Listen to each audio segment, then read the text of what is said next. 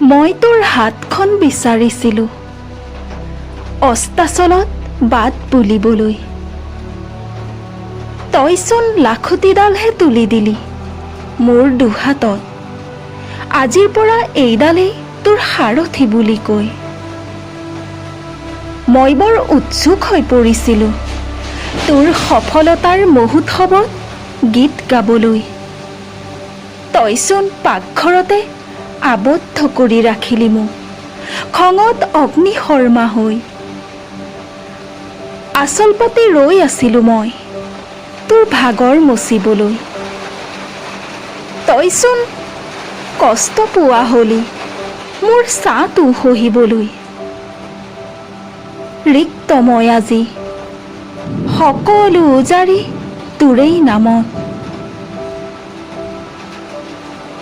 ভাবিছিলোঁ মোৰ অচলাৱস্থাত তইতো সাহস শক্তি হৈ থাকিবি কাষত।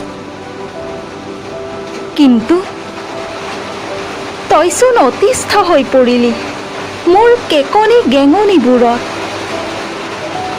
মোৰ ভোকটোৱেও নিমিলা অংক হৈ ধৰা দিলে তোৰ হিচাপ নিকাচত। আচলতে তোৰ বাবে হৈ পৰিলোঁ মই এজোপা মৰা গছ। নহ'লেনো এনেকৈ এৰি থৈ যাৱনে মোক বৃদ্ধাবাসত। বোপায়ো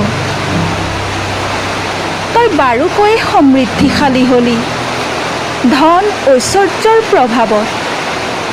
আৰু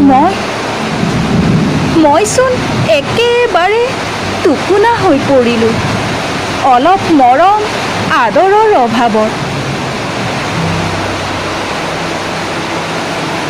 তোৰ সেই ধুনুক থানাত খোজ মৌ বৰষা মাত হাঁহি অভিমানবোৰৰ মাজতেই এতিয়া মই বিচাৰি ফুৰোঁ নিসংগতাৰ জোনাক।